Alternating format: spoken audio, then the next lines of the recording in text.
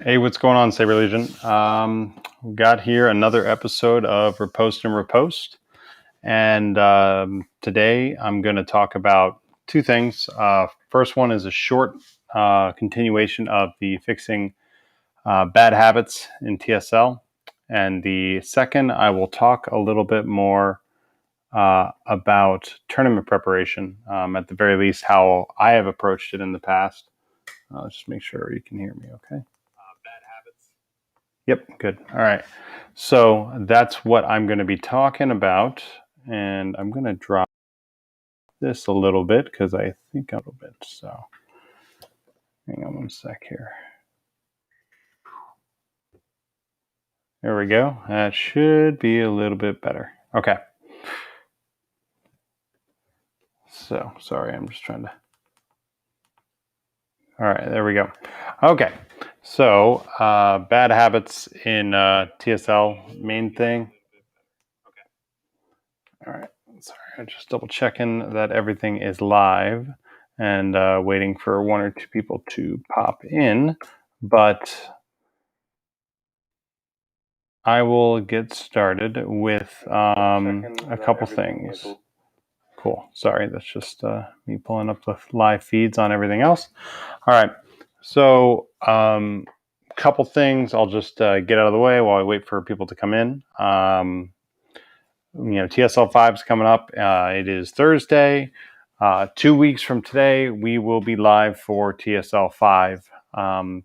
We will be attempting to be streaming the whole time during the tournament, so you won't miss. You won't see every fight.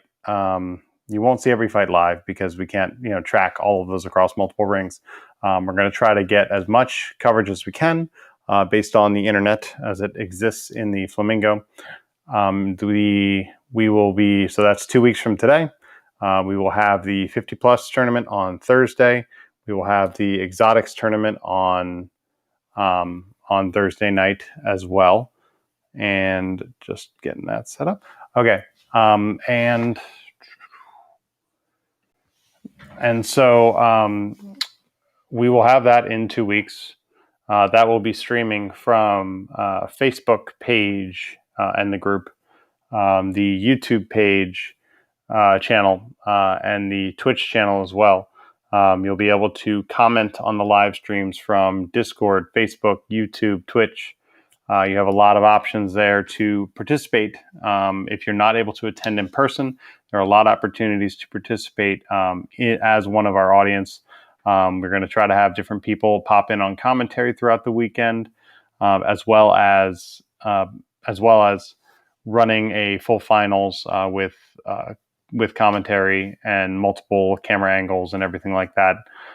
Slightly fancier than the typical multi-ring tournament setup. So that stuff will be set up. We're going to have the 50 plus, the exotics, the standard, the women's tournament. Those are all going to be happening at TSL5 in 2 weeks. So stay tuned for that. If you have questions about how you can watch that stuff, I can answer it. Feel free to ask on the group or on the Discord. So that is good there. Anyway, so I'm going to get right into the topic of heavy footwork. So this one was kind of a last minute one for me because I wanted to talk about something. The other things that I have lined up for the bad habits thing, pretty much they were longer subjects, and I don't want to be on as long as I normally am. So I don't normally want to do the hour and a half, 2 hour kind of thing. So I'm trying to keep it a little shorter. So I wanted to talk about heavy footwork. So this may be an issue that doesn't affect everybody. It's something I know that affects me personally. It is something that if you have an issue with heavier footwork, you step heavy. You are very, just very heavy with your, with how you move around with your footwork. There's all kinds of, medical and health things that can be related to that, but I'm going to talk about it in a tactical sense. Why the disadvantages, how you disadvantage yourself. and different ways to fix it. I myself still work on it. I still do it. I've just always been a naturally a step heavier, just on my normal walking gait or running gait. So I step a little bit heavier. So it's something that I do subconsciously that I don't, it's pure, just something I do. So I have worked on it to try to make sure my footwork is lighter, and I'm not throwing off other elements of my game with heavy footwork. So that is kind of what we're going to be talking about. If you got questions, if there are questions related to the topic, TSL5, I will talk also after I talk about heavy footwork. I will talk briefly about kind of some tournament preparation things to consider. Whether you're going or not, they're useful tips, at least from my perspective, and you can go from there. So that is what we're going to talk about there. And like I say, if there's other questions, training, TSL questions, I'm here to answer them. So let's go over to, I'm going to switch angles and talk about heavy footwork. That didn't work. Okay, give me 1 sec here. Greatness. That didn't work. That's okay. It's just the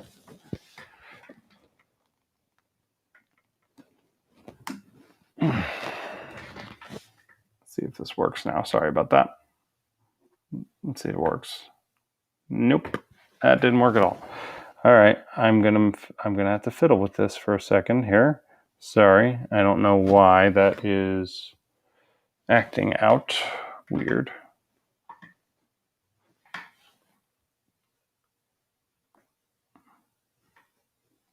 Sorry. Pardon my... It's literally the camera behind the camera that I'm using.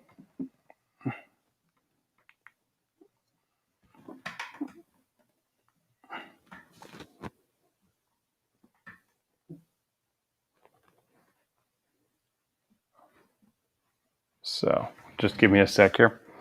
Let's see if that works now. Camera. Okay. Let's see what happens now. Nope, that did not, still not working. Wonder why. There's got to be a step I'm missing here.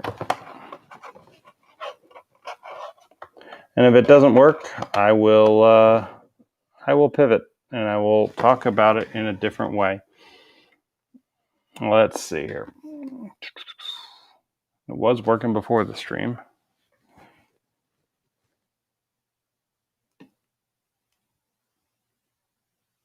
There we go. I think we got something now. No, we don't. Okay. It's showing up there, so that's a good sign.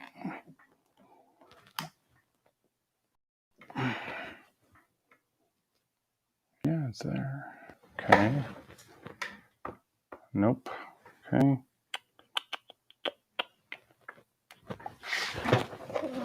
Let's do it this way then.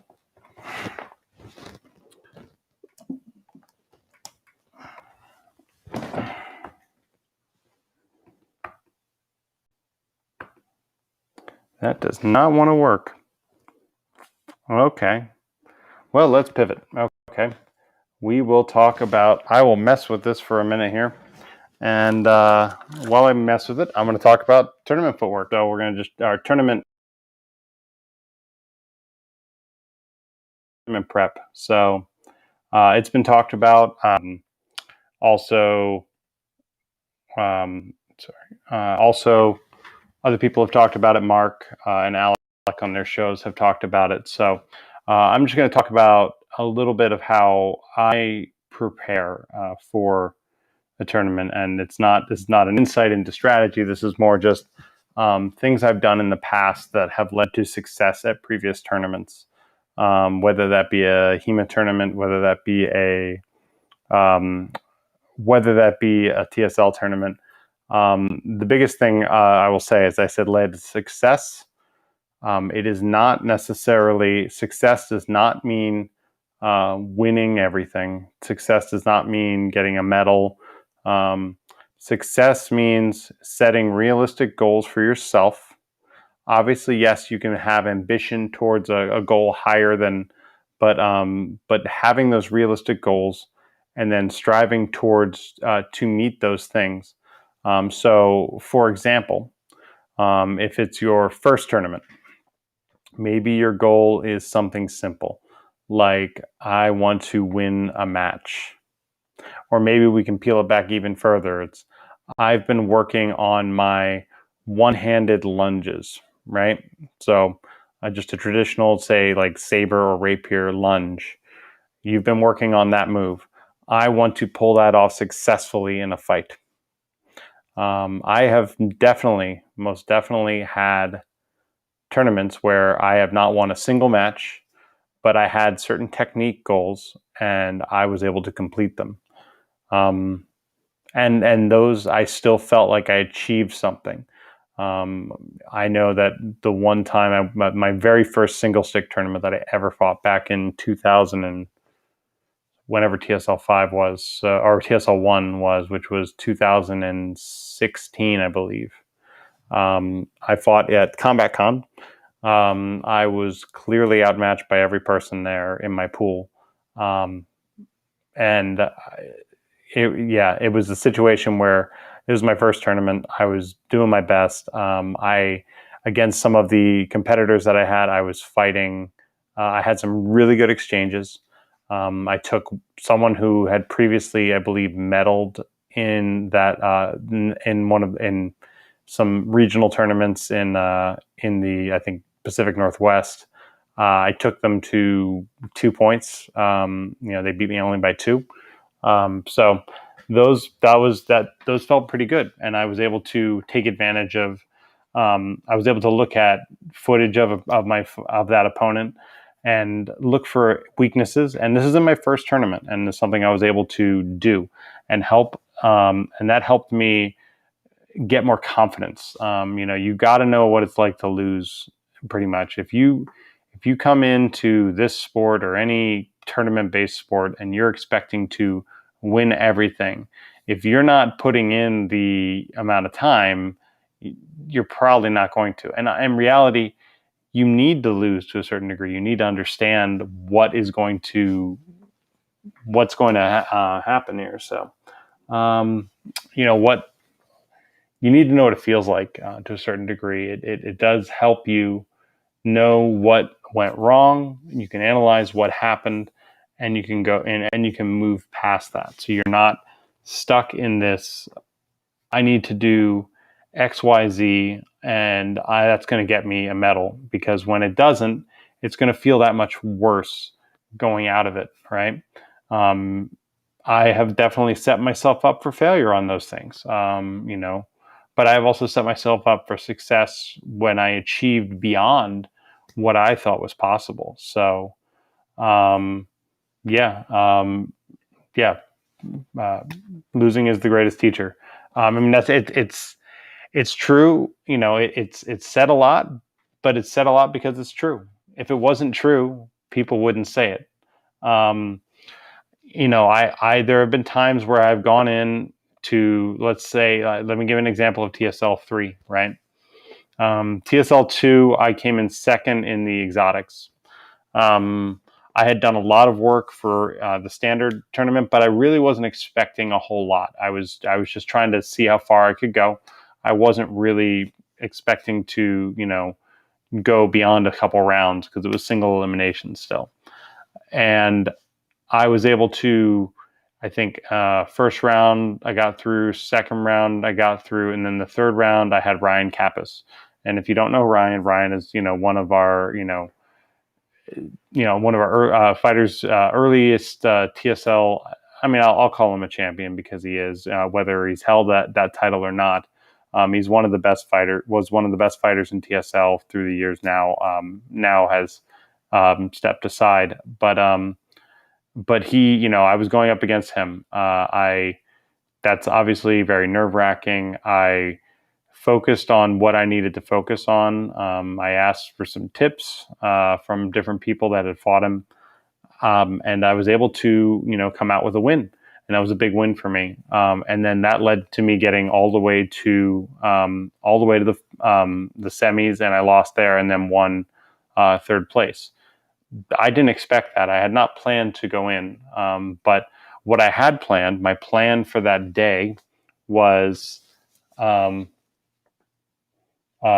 plan for that was essentially, I was going to, I'm sorry, I'm just trying to think here. My plan was basically, I was going to go in, I was going to utilize some new techniques, some false edge parries and things like that. And I was going to have a decent defense. I was going to manage the clock better. That was a big thing because I'd had problems with that in the past. So that's kind of what I was, that's kind of where my goals were in that tournament. And then on the flip side in exotics, I went into exotics.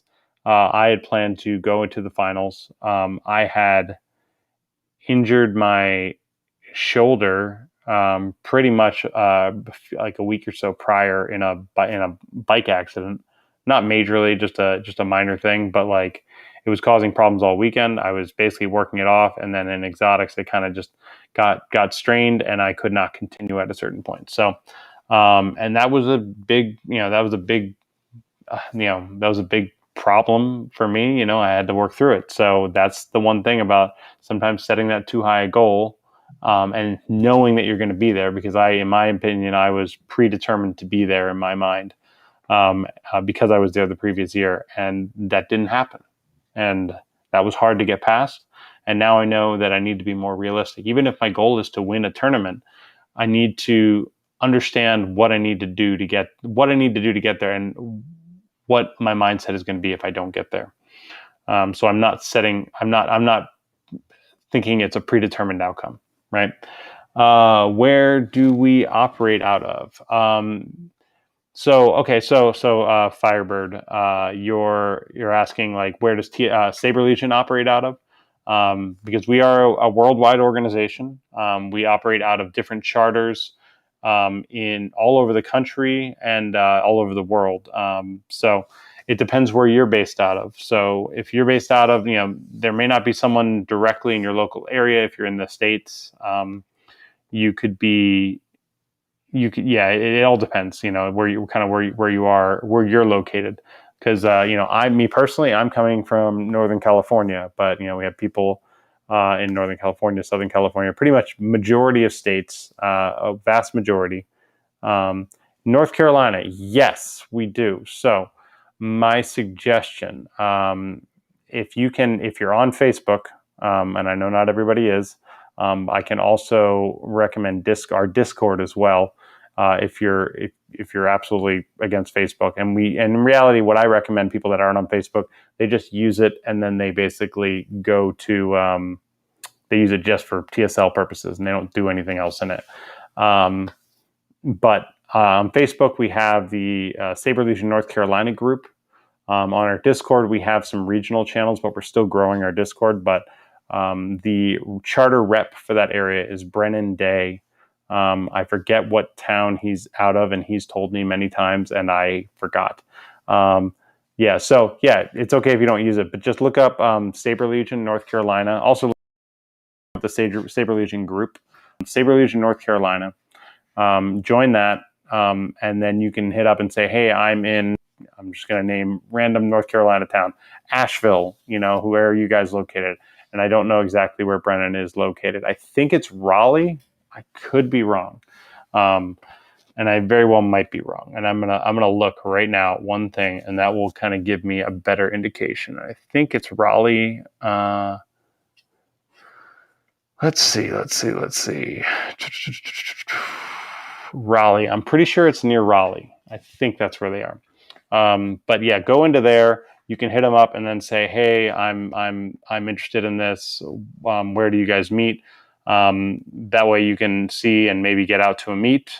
They are meeting, I think, weekly on the weekends, as far as I know, in North Carolina, and it varies by state, but that's an option.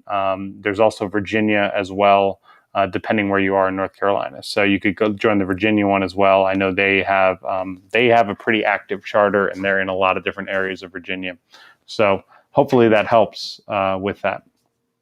So just, yeah, Facebook's going to be your best bet to just connect directly with North Carolina specific members, and they will get you set up. They're good people. So just keep that in mind. And like I say, yeah, we're all over the place. So if you find yourself in another place, or there very well might be a Saber Legion charter meeting somewhere around you. So I'm glad you found us. Glad whether it be, I see you're on YouTube, whether it be through us, through just regular discovery or whatever. But I'm glad you found us. Check out some of the videos on our YouTube, some of our past matches, and there's a lot of good content. And stay tuned for TSL5. So back to tournament mindset. Just going to go back to the topic, but I'm glad to answer questions and help people find their charter, connect with their charter in their area. So I talked about setting unrealistic goals and what that can do. I would say that it's just not necessarily going to be the best thing to do. And it can set you. So the way to set realistic goals is, yes, even if you're at the level of, where like me, I've placed in every TSL tournament I've fought in, right? I've placed in TSL 2, 3, and 4, right? It's something that I still like. I want to go in and I want to win. But I need other things to work on, because if I don't achieve that big goal, then I will feel like I wasted my time, right? That I could theoretically, or my brain, the crappy part of my brain is going to tell me that, right? So it's just, I want to make sure that I'm setting an expectation of something that I can do, something that I can achieve, something that will feel really good if I can achieve it. And what am I working on? So, TSL 4, I went in, I think I was working on my footwork and getting cleaner hits that were very visible. I achieved that goal in a lot of matches. I did not achieve that in every match. But it was okay. I didn't get, I came in second in 2 divisions, but I did not get all the way up. But it's okay because I was able to achieve that other goal. So I'm going to give an example using kind of what I was going to talk about with heavy footwork, and I just want to see if I was able to get this working again. I will give it one more shot, because if it doesn't work, then then I might not be on that long. So let's just try this again.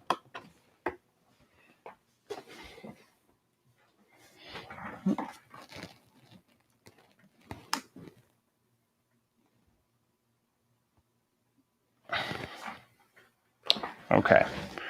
Let's see if this is going to work. So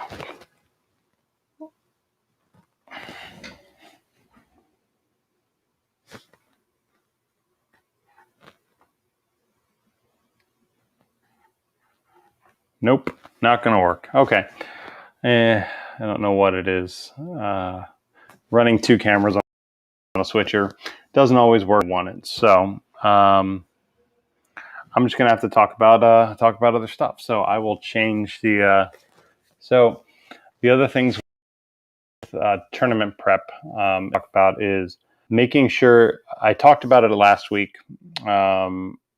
And it was kind of at the tail end of my show. So if people weren't there, they might have missed it. So I talked about making sure that everything going into a tournament scenario or a big event, any big event, is that all the little things that would take you away from focusing on the tasks at hand, making sure that they're already handled. The things that you can handle in advance, you handle them in advance. So, for example, thinking about what food you're going to eat, right? You don't have to plan every meal down to the exact decision, but it's like, when I'm eating, what am I going to have for breakfast? Because I'm probably going to have the same thing for breakfast most days. I'm not going to really go out for breakfast, right? I'm going to have an option, right? So I have those things. Okay, cool. I know what I need to eat for breakfast. What am I going to eat as snacks during the tournament, so I don't burn out, lose all my energy, right? What can I do? Okay, well, I have water. I have, let's just say, like coconut water or Gatorade or whatever. Okay, I have that, right? I can't have mindful. You can only have water on the floor at TSL5. So I just want to be mindful of that. I'm just telling you in a generic tournament context. I'm going to have RX bars, right? That's my preferred bar, but I'll also have a Cliff bar if I need it as well as an alternative. Those are things that I will need. I'm going to have, maybe one other thing just in case to snack on, like probably some like almonds or something like that. Just something to give me a little bit of extra energy should I need it. And that's what I'm going to eat through, while I'm fighting, while I'm doing all these things, while this taxing thing on my body is happening. But I think about that ahead of time, right? I know what I'm going to do there, right? So I don't run into the scenario of, okay, I eat my breakfast, right? Or I need to be somewhere in 30 minutes. And then I go to the coffee bar. Oh, there's a 30-minute wait in line and I have no time to get breakfast. That's a problem. That's a huge problem in a physical sport like ours. So you want to make sure that that is going to happen, that you're going to get that breakfast, and you're going to get something that's healthy. You're not, something that's going to sustain you. I say healthy, but really it's something that's going to sustain you. You don't want to just like have like breakfast pizza or something. Like I think I remember that being at the Flamingo at Combat Con, the Flamingo snack bar, that you could have breakfast pizza. You don't really want to eat breakfast pizza. That's not really going to sustain you. And then lunch, right? Thinking about what you're going to eat. You don't have to think about the specifics. If you're making all your own meals and you're doing that stuff, great. Plan, know what you're doing. If you're going out or you're utilizing like the lunch ticket thing that Carlos and Charlie's, right? Just know that you don't have to know exactly what you're eating, but maybe know what foods you don't want to eat, because especially when you're away from home and you don't have access to things, again, the less decisions you have to make in the time frame in which you should be focusing on, this is my next fight, this is the next thing I need to do, this is the thing I need to be prepared for so I can win this match, so I can move on, right? Making sure that you're ready to go there is going to be important. So that's the advice I would give there, is just making those decisions in advance, making sure that, do I have every piece of gear that I need? Have I done a checklist of absolutely everything that I need? These sound like simple things, but imagine the stress that happens if you forget a piece of gear that is essential for you to get approved. Say you forget gloves, right? Your gloves. You need the gloves, right? So what are your options? Oh, well, you can try one of the vendors, which they might have something to accommodate you. You can try, if someone has an extra pair that you can borrow, but we're really not recommending shared pairs, meaning if, yes, I go to a friend and they have an extra pair that they will not be using, that's great, but we can't do the swap back and forth kind of thing. We are discouraging that in the tournament. So having that stuff planned out so you don't run into those surprise scenarios. Planning out, okay, I'm going to do these things and it's going to give me this much time of rest or relaxation or recovery time. Make sure you have time built in for that. If you don't have a recovery time between your fights, you will burn out. Ask me how I know. I know because I didn't give myself enough relaxation and recovery time between in TSL4, between tag team and exotics. I burned out in exotics. I had no energy left. I was done.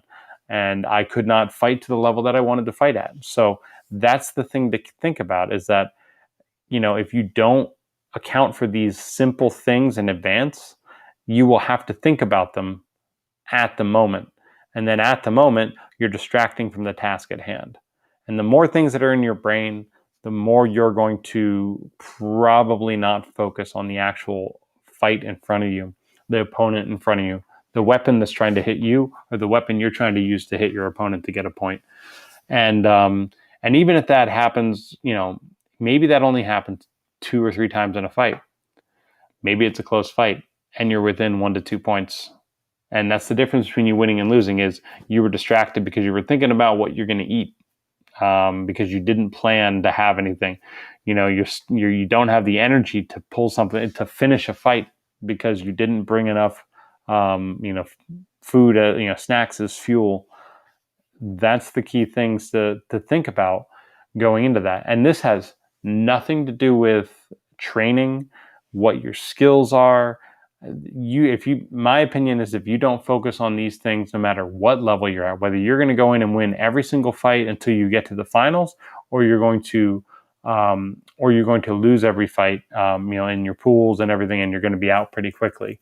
You want to make sure you can sustain yourself, because especially out of COVID, we're all going to have cardio issues. Some people, I guarantee, are going to gas themselves out.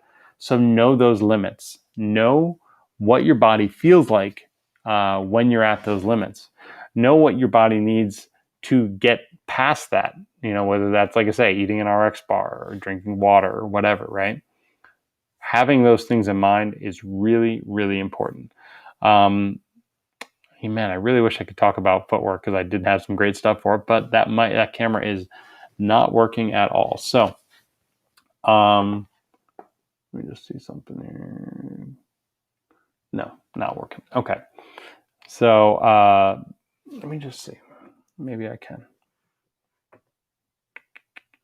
Nope. Okay.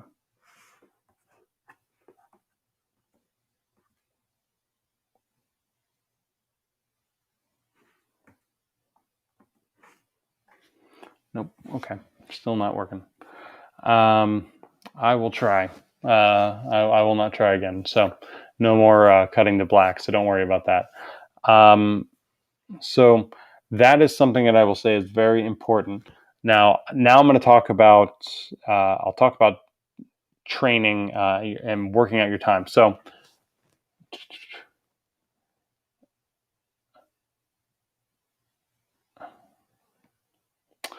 Setting up the table. Yeah, setting up the table and setting the camera that is working on it.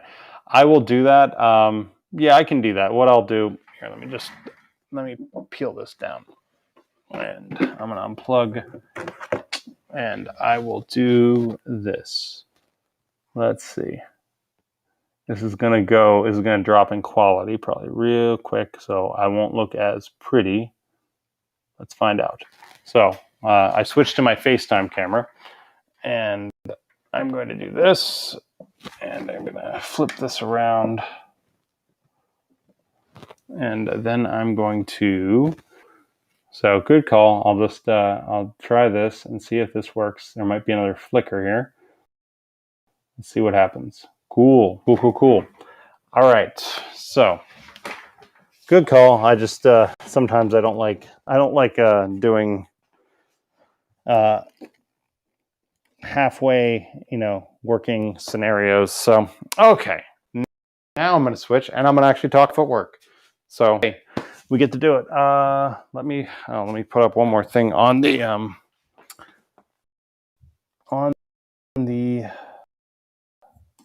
thing here. Cool. So people know what's going on. All right. So that's low. I gotta tilt that up. Tilt that guy up. Sorry. Since we're setting that up on the fly. All right. So I just gotta make sure it. Man, I gotta look at this. I think the battery on this is going because it's operating a little hot. So we'll have to test that out. But basically, I'm going to talk about footwork in general. So heavy footwork. Obviously, most footwork is going to be, for example, I am stepping here, I am stepping back, I am stepping here. Can't really see much in my footwork because of where I am, but I'm going to try to do it as best as I can. But when I talk about heavy footwork, so I'm just doing this from like a very basic perspective. So you don't have to think about, which techniques does that work with? I believe it will apply to whatever type of footwork you do, one-handed, two-handed, does not matter your style, right? But if you step heavy, right, there's a couple things there, right? If I step heavy, one, I have a huge weight shift. So two places when I step forward like that and I step real heavy with my footwork. One, I pull a lot of weight forward. So, the weight that normally would keep me upright and balanced, right, is not going to, I'm not going to be able to move back as quickly. The other thing is that then I put a lot of weight down. So I put a lot of weight down. So again, I'm not going to have as much time to recover. So my recovery time is now limited, because if I do this, that's a lot slower. But if I do something where I have lighter footwork, right, and I'm just talking about a simple step forward. I have to be careful because this, I'm going to do it over here just because this will slip on me. So, right, if I'm light on my footwork and I need to get back quickly, but versus that takes a lot longer. We're talking, half a second, 3/4 of a second. That's all it needs to get yourself off, and to get yourself off. No, that's all it needs to get yourself off the line, versus your opponent being able to get a successful hit. So the less time it takes for you to move in a direction, right, and then be able to move in a different direction, the better. Because if you can't maneuver quickly on, at the snap of your fingers, you're not going to be able to maneuver as quickly as you want. So you're sacrificing a lot of speed for that. And as I mentioned, when I was first planning to do this topic, your knees are not going to thank you when you're so heavy, right? So what happens a lot of times is people get really into what they're doing and they take it really seriously, and they kind of might really grip their saber heavily, and they're going to actually just start moving.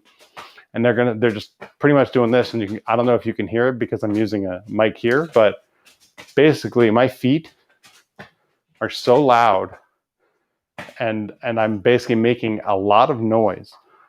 I'm not even stepping as heavy as I was when I was making that example, but it's still difficult for me to maneuver out of that. So I need to start thinking lighter on my feet.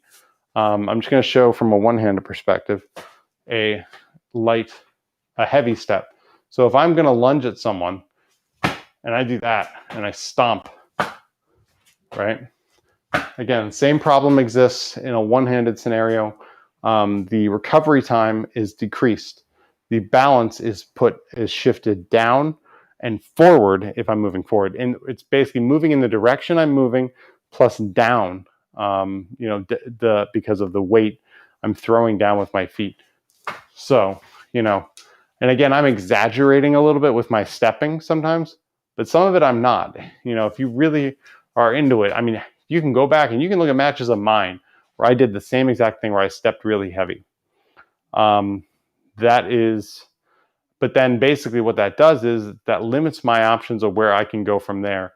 And then if my opponent does something, if I can't move it out of the way with the blade, and I step really heavy to the left, and I'm like, oh yeah, I got this, and then it doesn't work, and I can't get back quickly enough, I've done myself a huge disservice, and I've left myself open. So that's the idea of heavy footwork and what it does. So let me talk about ways to correct it. This is not an overnight fix. You will not fix this overnight because a lot of it is instinct. As I said, I'm a heavy stepper in my normal walk and run. So I try to work on that, but it still takes time and it's not perfect, right? But I don't do it as much when I'm fighting because I've worked on it, and I've worked on it enough that I've gotten a lot lighter on my feet. And it's made me a lot faster, even though I don't consider myself a particularly super fast fighter. It's just made me more efficient, and I've been able to use those efficiencies to my advantage to appear faster than I actually believe I am, in comparison to really, really fast people that have quick twitch muscle fibers that I don't necessarily have based upon my age. So what I'm talking about. So here are things to think about. One is the easiest one that you can focus on is on an advance is rolling your heel down to your toe. So heel toe, right? And that doesn't mean striking with the back of your heel and tipping it way up like that. What I mean is just literally making contact and then rolling. So it's just, right? And then also what I do is I make sure that my heel is still where the majority of the weight is. So if I'm moving forward like this on a one-handed stance, most of my weight is not on the balls of my feet. It's not on my toe. It's back there. And what that does is that lines up with the rest of my core and the rest of my body. So if I'm standing upright, which again, we've talked about this in the past about not leaning our head forward. If I'm standing upright and I move forward, or I do this in a two-handed,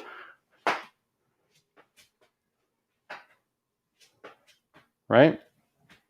With that simple heel-toe roll, I am evenly distributing the weight as my body needs it to stabilize myself, because the heel takes the weight and then I stabilize it with the toe.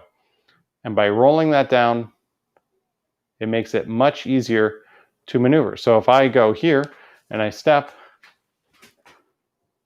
because part of it is that also if I put too much on my balls of my feet or my toes, the chance that I need to use a lot more force to push myself back. Whereas if I'm on my heel, I can push back from my heel, and my heel is definitely a much stronger point to change and shift my position than the balls of my feet. Not that I never use the balls of my feet, that's part of it, but what I mean is that just where the weight distribution is. So the lighter I'm stepping with that heel toe, where that helps a little bit, on the forward step.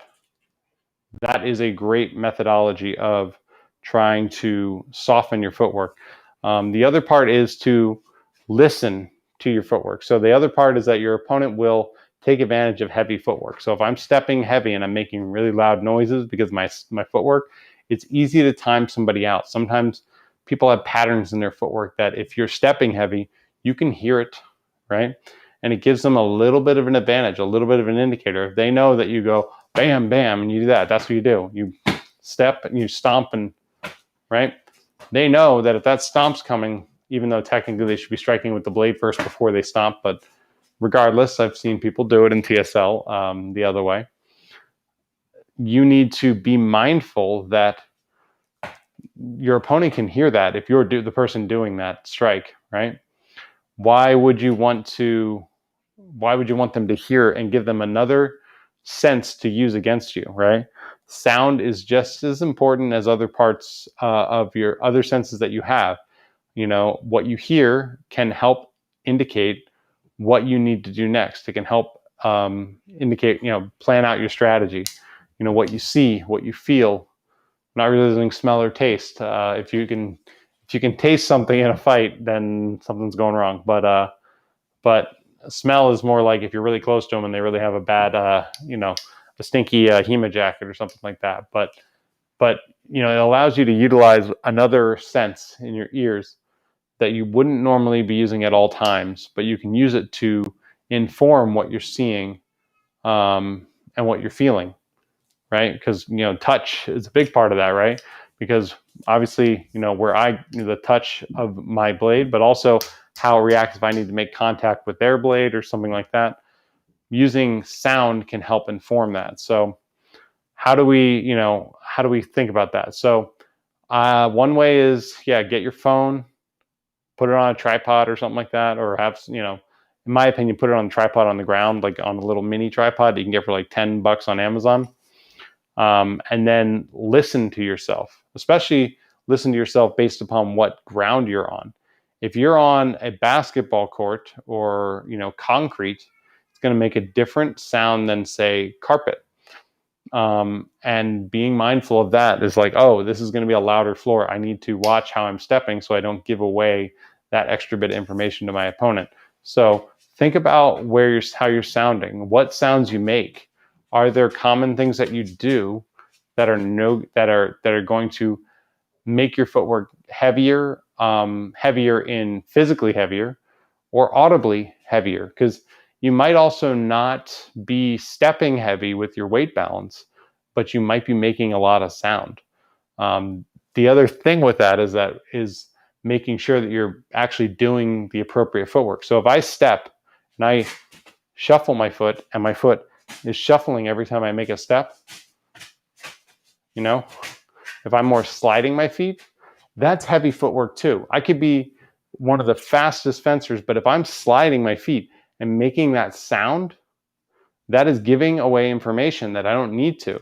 So then I need to make sure that, okay, I'm still stepping at the same rate, but I'm not making as much noise, you know. And I just did this, and I felt that a lot of my weight was forward. So that really wasn't a good idea. Now I'm at limited space here, so sometimes I might do the wrong thing, and that I'm telling you not to do specifically. But again, what I'm saying is I'm no expert.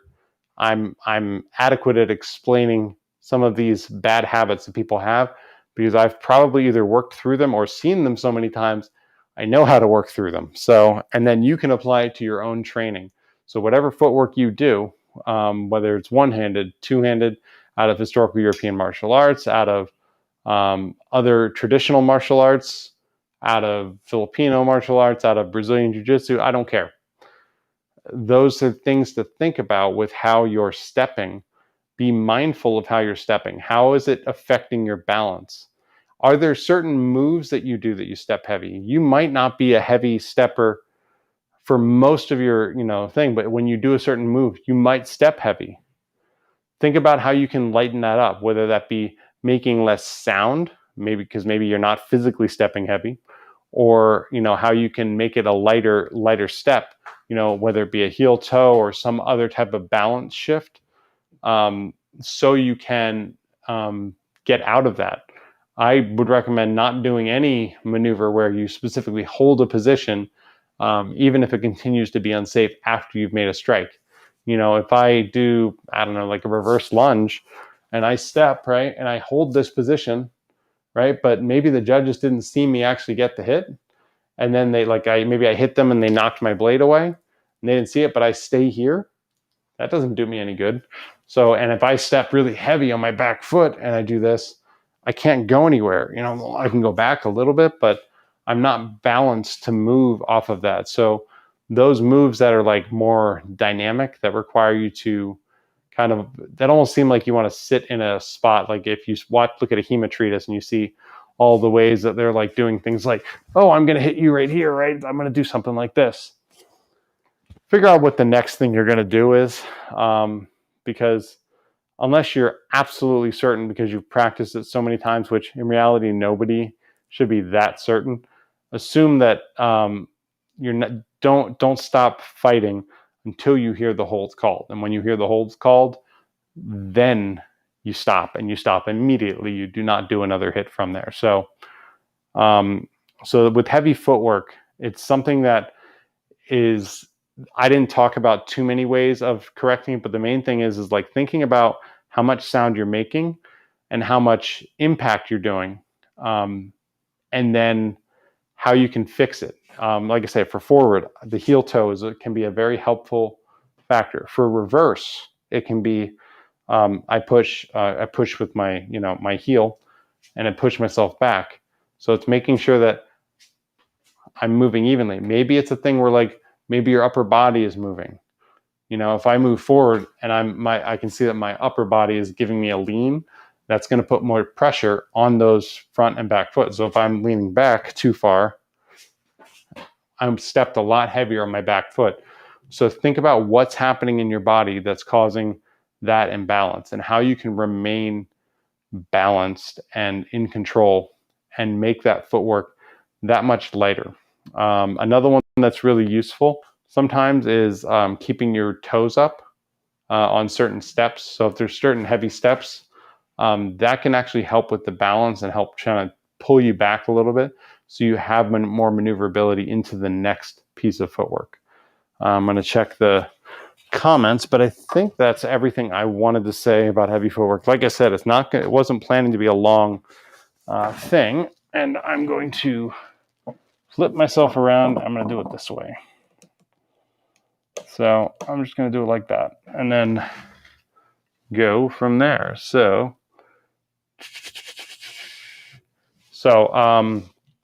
that is the main thing with heavy footwork. Let me just get some water here.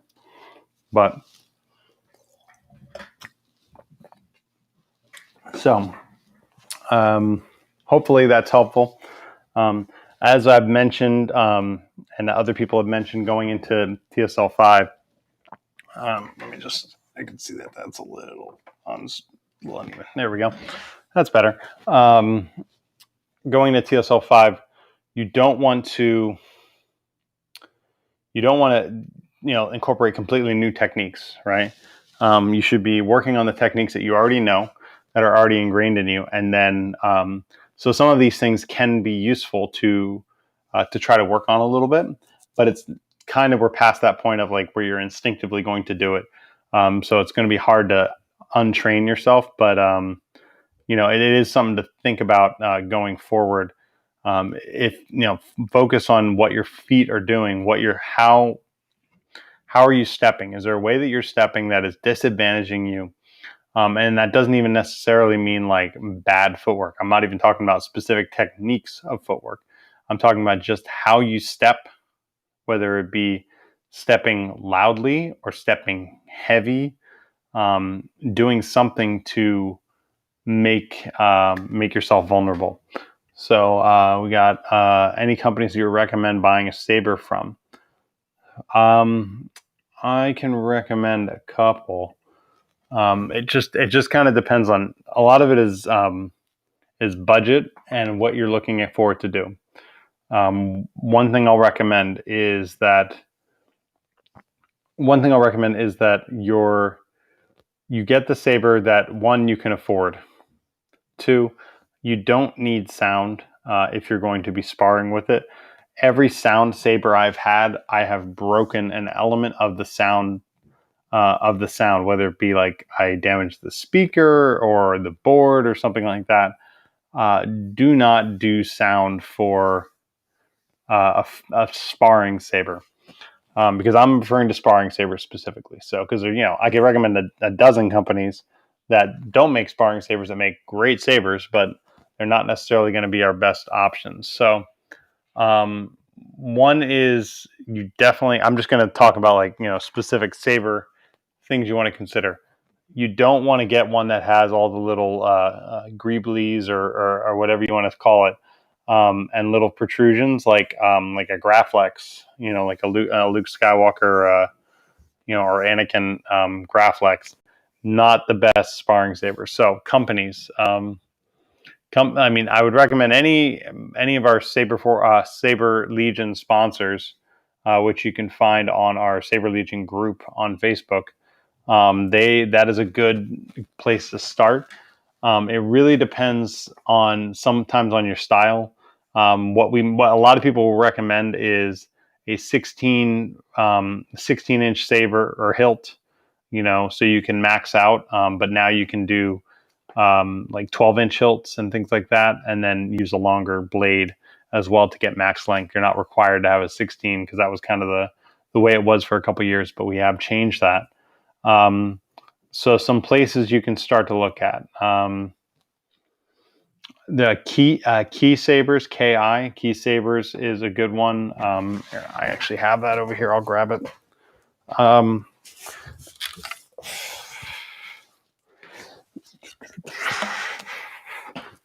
have a little blade in it. So like Key Sabers, they make two. This is the Persuader. Very basic, nothing fancy about this. It just pretty much just lights up, has a button on the bottom. I think there's a better version of this. This is like a real early one, but it basically has like a little chassis in there that works pretty well, holding the whole button mechanism and everything. So the button mechanism is separate from the hilt. It's pretty well balanced on a basic level. It also, they make a Slayer one. I have not tried that myself.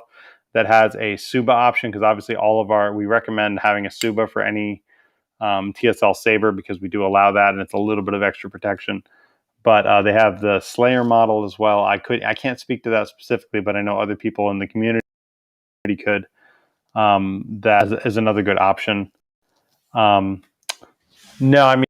so yeah. So you said you weren't sure if you need a specific guard. You don't need any specific guard. The only guard, is you can get is a Suba, and I'm gonna grab it over here.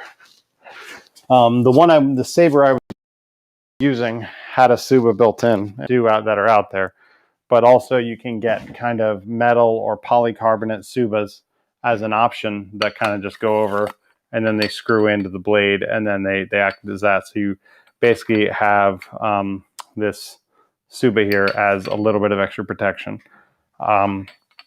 You don't have to do it that way. Some people really like the built-in option. Some people don't. It just depends on you as a person and your preferences. My recommendation before you buy a saber, if you are near a TSL charter and you can meet with them, look at what they have first as an example and get their recommendations, because one, it's good to be operating with the same kind of equipment that your charter is operating off of, but also getting a feel for some of these sabers. It is a personal thing. There is a personal element. Some people are fine with just a metal grip like this. The other one I was using had a leather grip. So some people want wire wrapped hilts, or there's a lot of different options for that kind of thing. But no specific guard other than I would recommend a Suba. I know people would say, "Oh, you just need to protect your hands better."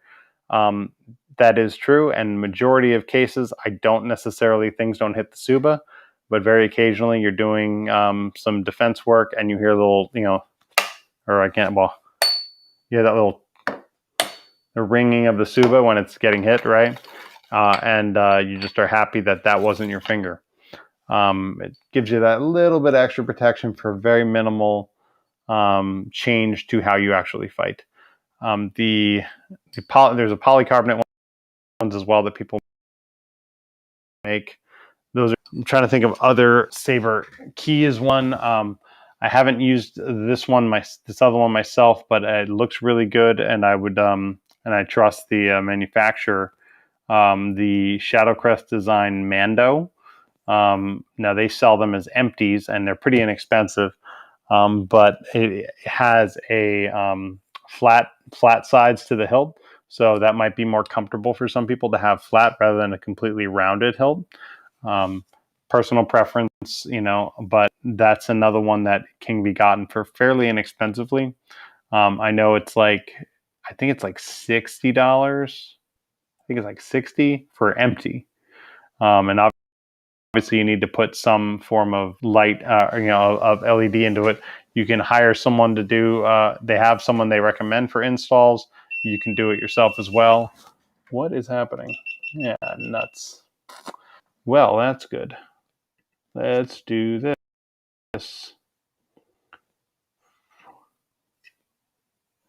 Because it is warmer today, and I'm in my garage, my GoPro has overheated. So that has not happened actually during the show. So first time. So now I'm on my webcam. So the quality is a little drop, but that's okay. So I will not be able to flip it around. So the other thing to keep in mind is, what specific features you want. I was talking about the Mando. The Mando is pretty good. You can get that installed. If you're comfortable doing installs yourself, you could do something through like Custom Saber Shop and build it yourself. There's a lot of options there. In reality, with most sparring sabers, the less parts in it, the better. If you don't have to worry about removing a battery, you don't have to worry about a button, all the, less wiring, all that stuff is good. There's a bunch of other, sponsors out there. Saberforge is one of our sponsors, and I'm only speaking to sponsors because there's a reason, because they're sponsors. So, Saberforge, Vader's Fault, they all make good quality stuff, but it's really finding what you want and what your budget is, because, I could recommend, get a Vader's Fault Revan. That's great, but you're going to spend a lot of money to get that Vader's Vault Revan. And maybe you have that money, right? But make sure that you get what you want first, as opposed to make sure you get what you can afford. I wouldn't spend all your money on a saber, because keep in mind, you're going to need to spend maybe $300, well, probably $300 minimum on the gear, right? You're going to need fencing mask, gorget, chest gear, gloves, things. Even if you buy used, are going to add up. The fencing mask alone is going to cost you, $60 to $80. And then it's going to add up. So just keep that in mind for your cost. I mean, my opinion, you shouldn't spend on your starter sparring saber, shouldn't spend over $200. You can get most decent entry-level sabers without sacrificing quality too much for that amount of money. You don't need any more than that. So that's just what I would recommend there. So, the other thing to look at is that how quickly you can get it, right? Some of these manufacturers have wait times, and if you need it by a certain time, you might not get it. So just keep those factors in mind. But like I said, Shadowcrest, Vader's Vault is great, but again, expensive. And I don't know what the wait times are on any of these things. And I talked about key sabers as well. There's other people like that are sponsors, Saber and Electrum Sabercraft, that make really good sabers. So those are people just to look at, because you can find the one that works for you. Because just because I don't like a certain saber, and I'm not going to name any because I don't want to badmouth anything. I mean, just because I know there's some the Vader's Vault ones I don't like, but I like the Vader's Vault Revan. But some of the other ones I don't feel as comfortable holding it, but other people absolutely love it. So you need to find the one that works for you. That's why going to a meet and seeing what your charter members have is really cool. So yeah, just head over to that Saber Legion North Carolina thing, and they can give you an example. And that's probably the best way to get that. So we're going on a little over an hour. So I talked about heavy footwork. I talked about tournament preparation. We talked a little bit about buying a saber. That I'm going to wrap it up, since with my camera dying, that means that's a sign with none of my cameras lasting that long. The Saber Legion, North Carolina, I'm pretty sure is in Raleigh or Raleigh adjacent. I base this only off of because people that I have contacted in Saber Legion, North Carolina, are based out of Raleigh. Now, they could be traveling across the state for meets, but Brennan Day is the charter rep for North Carolina, and they can assist you further right on the Facebook. If you just go right on there, sign up, they'll approve you to go into the group. You just got to probably answer a question about like, where are you from, and they can say like, oh, we have meets, or they might post it right in the group as far as the events. That's going to be the best way to get connected with local members. So and then just enjoy. There's a lot to learn. There's a lot, get asked those questions early on. Go to the meet. Look at the gear. See what might work for you, what doesn't work for you, and then you do the whole process of building your first kit, and you go from there, and then you just grow and all that stuff. So, and then before you know it, you're at your first tournament, right? Within like a year or less, depending on what our tournament schedule is going to be. So, anyway, like I said, about 2 weeks from now, TSL5, our big international tournament, will be airing starting on Thursday. What is that, the 23rd? I'm going to look at a calendar just so I know I'm right. The 22nd, we will start airing TSL5 international tournament with the 50 plus and exotics on Thursday the 22nd. 23rd, we will have the more exotics, the women's, and the beginning of the standard. 24th, we will have the standard, and then we will have all the eliminations for exotics, other tournaments, and the finals as well for all of those tournaments. So, and we will try to be live streaming as much as we can based upon the actual availability of the internet at the Flamingo. I don't think we're going to have a problem, but I didn't think I was going to have a problem doing stuff I do every week as far as recording. We got to operate a little bit by Murphy's Law. So at the very least, we're going to try to record every match we can. So if we can't live stream things, we will at least get you footage at a later date that we can upload. So keep that in mind. But there will be lots of opportunities to watch that, and that will be on our Facebook, YouTube, Twitch. It will be on all the three of those platforms. As far as looking up the Saber Legion, we are primarily on Facebook. We are on Discord. Obviously, we have our YouTube channel as well. Those are all different places to interact with members in the Saber Legion. But I will say that Facebook is probably the best way to interact with your local members. And from there, I think we're going to be having a live stream tomorrow. Can't tell you the time because I know I'm supposed to be part of it. But it might have other things that are happening. There will be probably a live stream tomorrow in preparation as part of the Road to Combat Con series. And then next week, Alec or Mark are going to go live. I'm going to try to go live one more time before we go off to TSL5 the following week.